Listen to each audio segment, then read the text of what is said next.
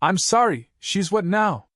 Jax Monroe blinked slowly, eyes bloodshot behind tinted contact lenses as he leaned against the chrome diplomatic podium like it owed him rent.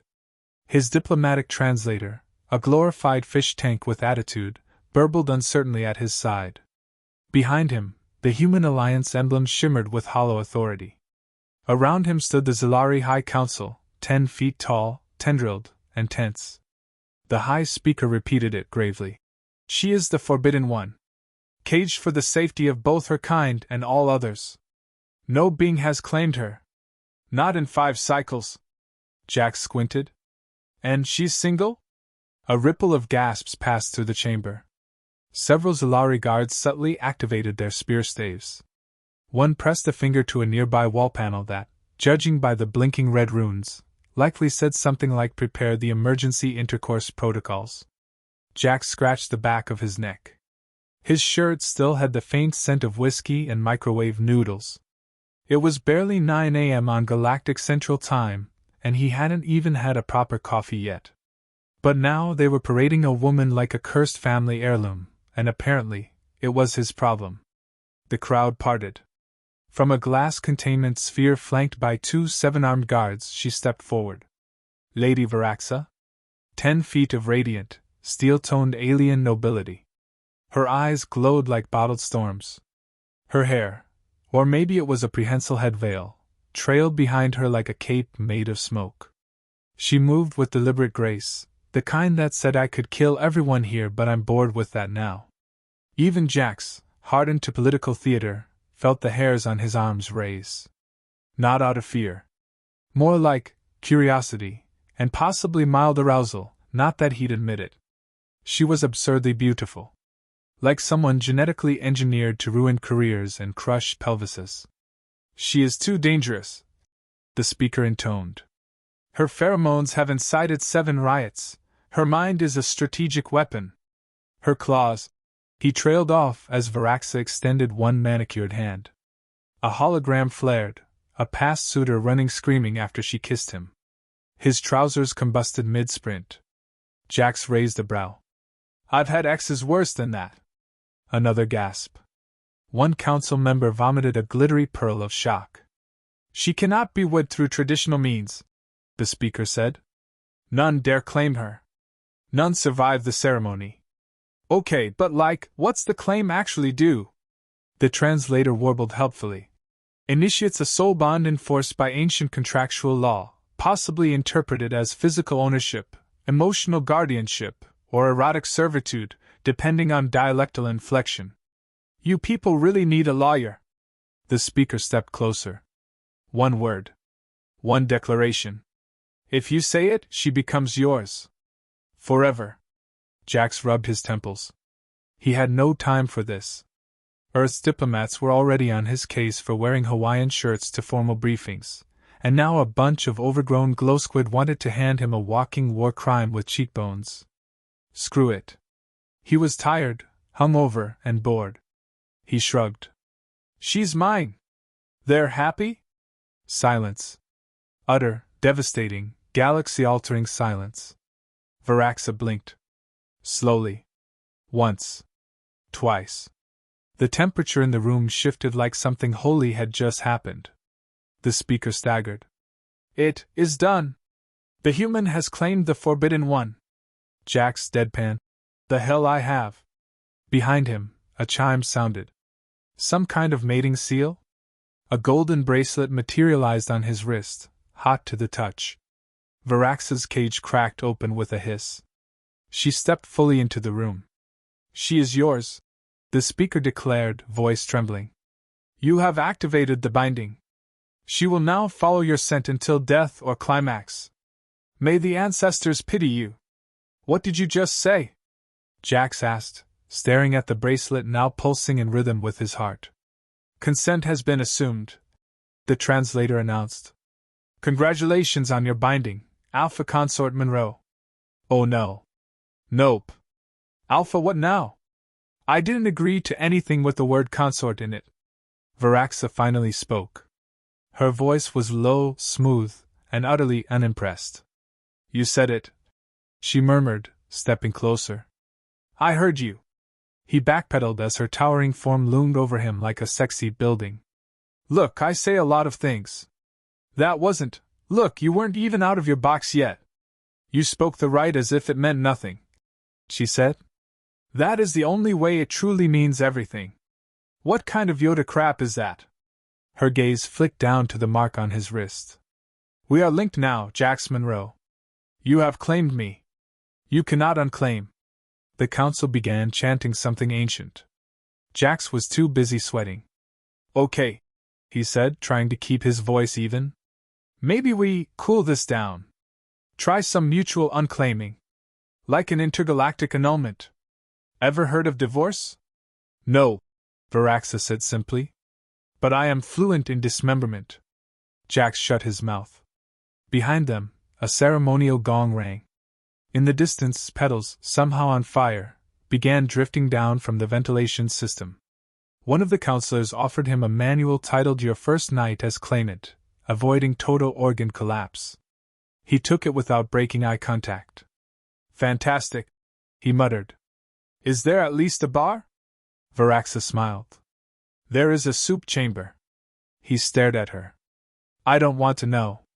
You will, she said, turning away. Soon. He watched her walk, tail swaying like a pendulum of doom. Behind him, the translator clicked.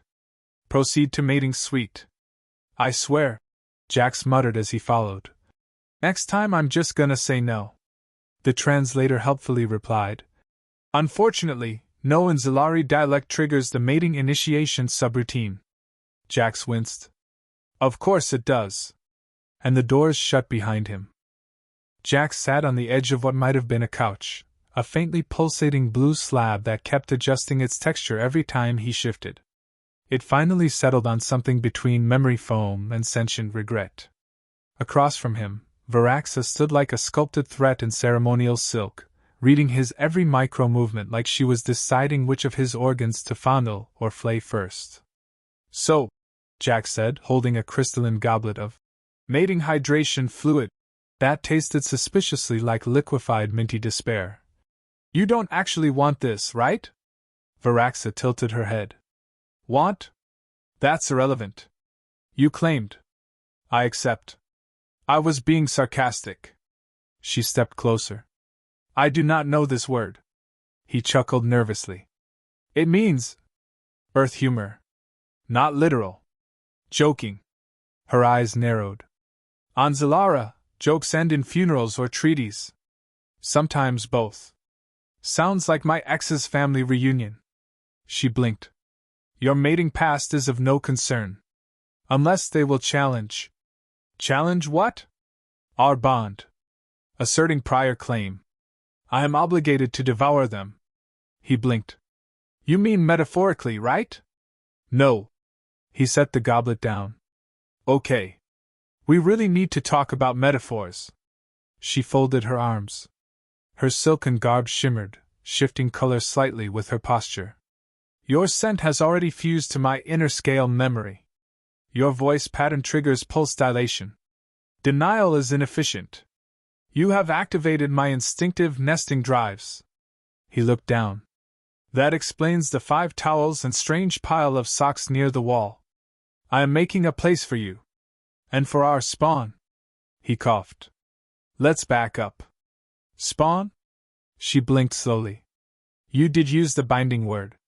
Yeah, well, on Earth, saying she's mine in a sarcastic tone doesn't mean let's start a family and nest in a living room full of damp towels. The ceremony does not discern tone. Well, it damn well should. The bracelet on his wrist pulsed again. A soft chime sounded.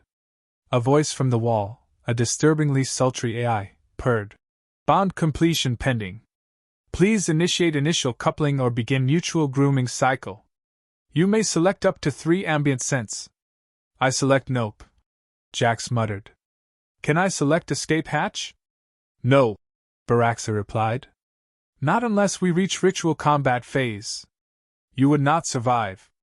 Jax stood up and started pacing. Okay. Let's get realistic here. You don't know me. I don't know you. We've got wildly different cultures, pheromones, dental arrangements. My second jaw is very gentle, and I am just here to negotiate trade routes, not participate in intergalactic nesting marathons. Varaxa remained still, but her eyes tracked him with amused curiosity. You are flailing. Humans express fear strangely. I'm not afraid, Jack snapped. You are producing 27% more glandular saltwater. It's sweat. Because this place is hot. And also because you said spawn with a straight face. I could say it with my second face. He froze. That's not comforting. She stepped closer again. You are not like other suitors. They trembled. One wept before first touch. That's not reassuring either. You speak boldly.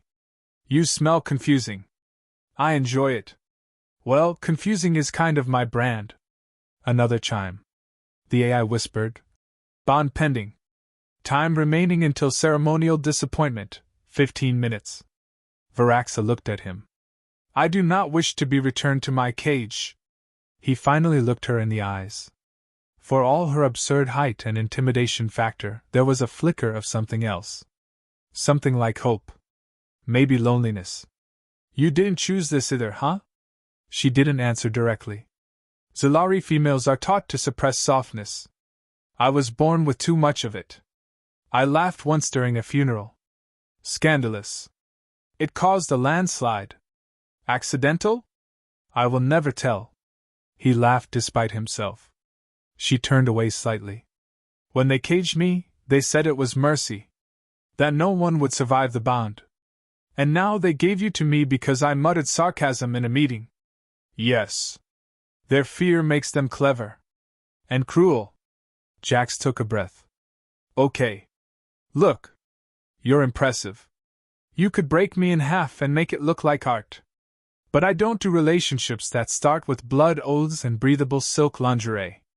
I need time. Varaxa nodded slowly. Time is allowed. But ritual must progress. If not completed, the bond will break, violently. Violently how? Your lungs may invert. He held up his hands. So what counts as progress? Physical contact? Or sincere compliments? Or shared grooming? He pointed. That's your go-to combo? Petting, praise, and pre-mating massage? It is traditional. Okay. He took a step forward cautiously. Your hair looks like a storm cloud that read poetry. She blinked. I accept. And your arms look like you could suplex a boulder. I accept. And I think your sarcasm radar needs work, but your vibe? Top tier. She purred. He awkwardly reached out and tapped her shoulder. That count? A shimmer of gold rippled across her skin. The AI chimed happily. Bond stability increased. Emotional compatibility at 46% and rising. Varaxa looked down at him. You are adapting quickly. I'm a diplomat, he said. My job is to say just enough to avoid interstellar war, and maybe get out without being hugged to death. She raised a brow. I do not hug to kill. He pointed. That's not a denial. A silence stretched between them. Then she extended one hand again. Shall we attempt mutual foot admiration? That's a thing? On Zilara, toes are sacred. He winced. You're gonna hate socks. She smiled for the first time. Show me. He sighed, pulled off his boot, wiggled a toe. Varaxa gasped softly like he just revealed a forbidden artifact. You're serious? Such strange symmetry. Is this one rebellious? That's my pinky toe. I adore him. The bracelet on his wrist glowed, warmer now. The AI whispered again. Affection threshold reached. Next phase pending, cohabitation agreement or full physical expression. Jax rolled his eyes. That's what I get for opening my big mouth. Varaxa tilted her head. Say it again. What? The words. No. No chance. I would like to hear it. With tone this time. He hesitated, met her gaze, and then said softly, half exasperated, half amused. She's mine. And just like that, her second eyelids fluttered. Progress confirmed. the AI said, giddy.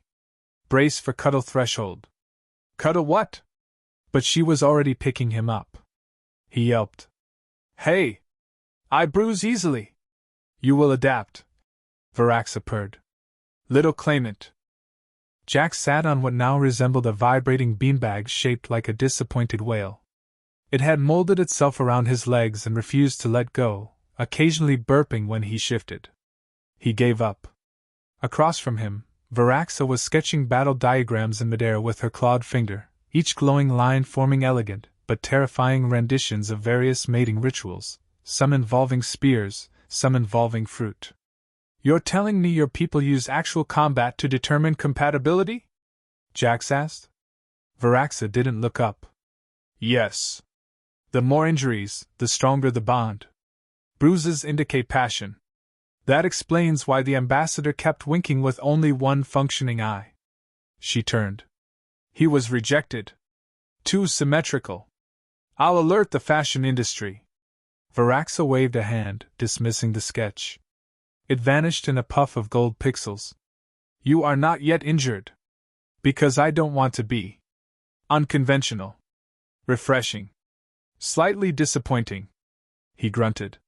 Let me disappoint you in other, more human ways. She approached slowly. Jax remained still as she examined his arms, shoulders, and jawline like a curious collector inspecting a rare artifact she wasn't sure was valuable or edible. Her expression grew puzzled.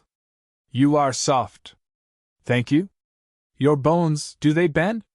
Not willingly. She pressed a finger against his chest. He wobbled. There is no carapace. No ridge plating. Not even a defensive gland. I have sarcasm. She tilted her head. Is that stored in your scent ducts? He smirked. No, but if you tickle me again, I might release something. Her nostrils flared slightly. Provocative. I meant gas. More provocative. The AI purred from the wall. Compatibility humor detected. Hormonal alignment increasing. Proceed to cultural assimilation activity. Jax groaned. Not another ritual. Varaxa clapped once. We will do your customs now. You will show me human affection behavior. You mean dating? DTING. She repeated carefully. Describe the motions. He hesitated. Well, we don't usually start with spears. There's usually coffee. Or tacos. Sometimes mild deception about income levels. Acceptable. What is tacos? He grinned. Something your people would declare war over. 10 minutes later, Varaxa was staring in awe at a replicated plate of human tacos. The AI had cobbled it together based on old Earth trade files and possibly the dreams of a confused raccoon. The tortillas shimmered slightly. One growled softly when poked. This is edible? She asked. Probably. She leaned in and took a bite. Her pupils dilated. Her claws twitched. She inhaled the next 2 tacos like a high-functioning wood chipper. You've activated something primal, she said, licking her fingers. I now associate your species with pleasure and combustion. That's basically our brand. Make me more. You're lucky I didn't teach you about cheese yet. I am ready. No. No one is ever ready for cheese. They sat together, taco grease shared across diplomatic boundaries. Varaxa looked visibly less murder-adjacent. Jax found himself relaxing, if only slightly. It was easy to forget she was technically a political prisoner genetically modified to seduce or slay at whim. You still want this? He asked finally. Varaxa shrugged. Want is inefficient. But I do not dislike your scent anymore. That is statistically significant. High praise. You breathe well. Your fingers are symmetrical. Your jokes confuse and intrigue me. I'll put that on my resume. She leaned in. I wish to test cuddle parameters. He stiffened. You mean snuggling? She nodded. You will be the inside one. That sounds like a threat. Correction. Promise. She extended her arms. He slowly leaned into her, half expecting to be crushed or absorbed. Instead, her hold was firm but oddly gentle, like being wrapped in warm rebar with purring hydraulics. The AI sighed. Cuddle threshold exceeded. Hormonal congruence 62%. One more expression of vulnerability required. Vulnerability? Jax muttered. Varaxa whispered. Tell me your weakest truth. He hesitated. Okay. I once got dumped for my clone. She blinked. You are not your original? No, I am. But they said the clone was more emotionally available. That is deeply tragic. And statistically hilarious. I'm glad you think so. I will destroy them for you. Please don't. Fine. Emotionally, then. Better. She nestled her head near his neck. This feels productive. He murmured. It feels like Stockholm Syndrome with extra steps. Does Stockholm have mating saunas? Not yet. The AI chimed in again. Final ritual pending. Suggest initiating consensual pact of emotional exclusivity. Jax blinked. You mean commitment? Varaxa nodded. We must now agree not to die on purpose. That's it. And to save each other, unless betrayal is more logical. Wow. Your people are romantic. She leaned in closer, her breath warm and strangely cinnamon-scented. Say it again. I swear, if I say it again and lasers go off. Just say it. He exhaled. She's mine. This time, he didn't whisper it in fear or confusion. It was a sigh, a reluctant claim, laced with every ounce of defiance and absurdity he'd come to love about his weird new reality. Varaxa shivered. I accept. The AI squealed with delight. Bond finalized. Compatibility optimal. Emotional codependency initiated. Begin nesting dance when ready. Jax gave her a look. Please tell me that's figurative. Varaxa stood up, claws flexing. No. It's interpretive. He groaned. You people never do anything halfway. She extended a hand. Come, my fragile earthling. Let us terrify the diplomats with our synchronization. He took it. At least let me finish my taco first. You are already spicy enough. They returned to the Galactic Summit Chamber in synchronized stride, Jax in wrinkled diplomat robes held together by fried taco sauce stains, and Varaxa in full ceremonial armor, now tastefully accessorized with a belt made from Jax's tie. No one knew how to react. Ambassadors from 7 systems leaned back in their float thrones. A few adjusted their translation implants, hoping what they were seeing was a hallucination induced by prolonged exposure to human political theater. Declare your intent, boomed the proclamation drone. Varaxa stepped forward. This human claimed me using ancient wording. I accepted. Our union has political implications, emotional alignment, and legally binding cuddles. Gasps echoed across the chamber. A bureaucrat fainted. Another attempted a slow diplomatic crawl toward the nearest exit, whispering. She mated with the snack bearer. Jax held up one hand. Let's be clear. I didn't know what I was saying at the time. The drone buzzed. Intent irrelevant. Cultural utterance recorded. Declaration binding. Please initiate Unity display. He turned to Varaxa. What the hell is a Unity display? She cracked her knuckles. Symbolic violence against a shared threat. Common choices, symbolic effigies, rhetorical dismantling, or extreme sarcasm. I choose sarcasm. Excellent. Target? Jax glanced around and pointed at the smug reptilian ambassador who'd been sneering since they walked in. That guy. He told me humans were emotionally unstable fungal spores in a meeting last week. The ambassador hissed, offended. Your mating selection confirms my thesis. Jax smiled. And your species still thinks but scales are an aphrodisiac. Gasps. A faint splatter. Somewhere, a monocle shattered in shame. Varaxa stepped beside him. My bonded speaks truth. He is mine. And his words have the sharpness of a ritual bone saw. Which is romantic somehow, Jax added, shrugging. The drone vibrated. Unity display successful. All present must recognize sovereignty of bond. War pact nullified. Emotional entanglement approved. There was a strange, collective silence. An ancient protocol had been satisfied with nothing more than tacos, sarcasm, and unplanned cohabitation. Galactic history had taken a hard left turn because one human said, "She's my," without understanding the fine print. As the delegation dispersed, the pair retreated to their assigned quarters, now shared by default. The moment the door slid shut, Varaxa began disassembling her armor piece by piece with rhythmic efficiency. "Are you undressing for combat or comfort?" she said. "And mild provocation." He gestured to her claws. "You're naturally provocative." "I know." She leaned closer. "Do you require stimulation via awkward social questions? Are you offering to meet my parents? I will consider it if they survive the greeting trial. That's what we call Thanksgiving." She sat beside him, brushing stray hair from his face. "You are not strong in the traditional sense.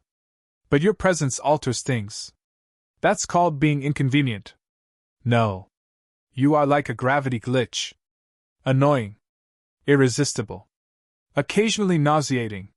He smiled. "I'll take it." The AI chimed in. "Emotional vulnerability threshold surpassed.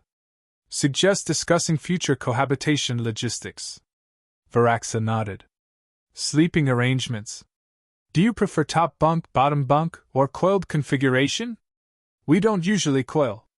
"Tragic." She scooted closer. "Your sleeping breath is rhythmic. It pleases me. You watched me sleep? 7 times.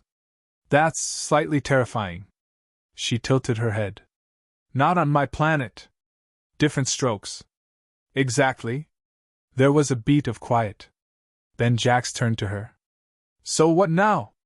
"We establish boundaries. And violate them romantically." "That's very adult of you." "We have already shared food, oxygen, and blanket space. The next logical step is synchronized panic over future responsibilities." He laughed. "Now you're learning human culture." She purred. "Do I earn a reward?" "Well, traditionally we offer forehead kisses." She blinked. "Which forehead?" He hesitated. "You have more than one?" A sly grin curled across her lips. "Just try. We'll see where you land." He leaned in carefully, cautiously pecking her uppermost forehead ridge. Her expression softened. That felt significant. Welcome to Earth romance. Confusing, mildly sweaty, but memorable. She laced her claws with his fingers. "You continue to claim me in small, inefficient ways." He nodded. "That's kind of our thing." The AI interjected again, this time with a smug tone. "Cohabitation confirmed. Emotional trajectory optimal. Suggest initiating shared dream projection." Jax blinked. "That a euphemism?" "Yes," said Varaxa. "But also a literal protocol. Lay down." Moments later, they lay side by side as the lights dimmed. The AI cast soft ambient light and flooded the air with the scent of warm tortilla and lavender. Through shared neural links, their minds began to sync. Images, memories, impressions, flickers of Earth beaches, alien stars, first meetings, and badly replicated tacos, blended into a surreal dreamscape that pulsed with a strange kind of warmth. Varaxa turned in the dark. "You didn't run," he replied, eyes closing. "You didn't crush me. We are both disappointments to our people. And oddly perfect for each other."